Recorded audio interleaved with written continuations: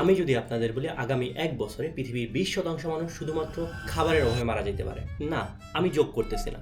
যখন থেকে Iran straight of Hormuz বন্ধ করে দিছে, পুরা দুনিয়ার নজর তেলের বাজারের উপর। ক্রুড অয়েল পার ব্যারেল $65 থেকে ডিরেক্ট $120 হিট করছে। ইরান যদিও কিছুদিন যাবত প্রতিদিন 15টা করে শিপ অ্যালাউ করতেছে, বাট গতকাল ট্রাম্প বলছে ইরানের জায়গায় এখন আমেরিকা স্ট্রেইট অফ হরমুজে ব্লকেট দিবে। তেল আর টেকনোলজির আলাপ সাইডে রাখি আজকে। আমি যদি বলতাম 1-2% ফুড সাপ্লাই অফসাইন হয়ে যাবে, তাহলে আপনারা হয়তো পাত্তাই দিতেন না। But now the world is losing or already lost 20% of its global food supply. আমাদের বাঁচার জন্য ফান্ডামেন্টাল চাহিদা হচ্ছে খাদ্য, আর এই খাবার আসে মেনলি মাটি থেকে। এক জমিতে বারবার চাষ করলে জমির উৎপাদন ক্ষমতা কমে যায়, আর এই উৎপাদন ক্ষমতা বাড়াইতে প্রয়োজন ফার্টিলাইজার, স্পেসিফিক্যালি বললে ইউরিয়া আর ফসফরাসের মতো সার। ইউরিয়া ফার্টিলাইজার প্রোডাকশনে কাঁচামাল হচ্ছে অ্যামোনিয়া। এখন এই অ্যামোনিয়া প্রোডাকশনে লাগবে ন্যাচারাল গ্যাস মিথেন।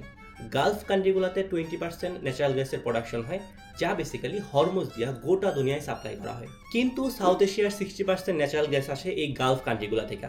স্পেসিফিক্যালি বাংলাদেশের 85% ন্যাচারাল গ্যাস আসে এই গালফ কান্ট্রিগুলো থেকে। জাস্ট গত মাসে বাংলাদেশের 5টা ইউরিয়া ফার্টিলাইজার ফ্যাক্টরি 4টাই বন্ধ হয়ে গেছে শুধুমাত্র ন্যাচারাল গ্যাসের অভাবে। ইউরোপিয়ান মার্কেটে অ্যালার্ম বাজা শুরু হয়েছে। Indian urea fertiliser plant already production কমাই দিছে, কারণ এলএনজি আসতেছে না। ইভেন আমেরিকাতেও দানাদার ইউরিয়ার দাম $150 বাইরে গেছে প্রতি টনে।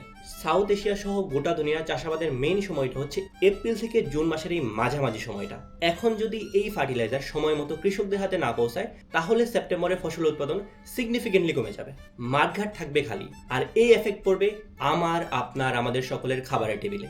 এই মুহূর্তে যদি স্ট্রেইট অফ হরমুজ খুলে না দেওয়া হয়, আসছে সেপ্টেম্বর থেকে ডিসেম্বরে গোটা দুনিয়ায় হিউজ ফুড ক্রাইসিস দেখা দিতে পারে। আর যেসব দেশ খাবারের জন্য ফুললি ইম্পোর্ট ডিপেন্ডেন্ট, ওইসব দেশে মহামারী দেখা যেতে পারে। আর এই ব্যাপারটার নাম হচ্ছে ডিমান্ড ডিস্ট্রাকশন। এখন এলএনজি বা ন্যাচারাল গ্যাসের সাপ্লাই শুরু না হলে আজ থেকে 6 মাস পরে গোটা দুনিয়ায় এটার এফেক্ট দেখা যাবে।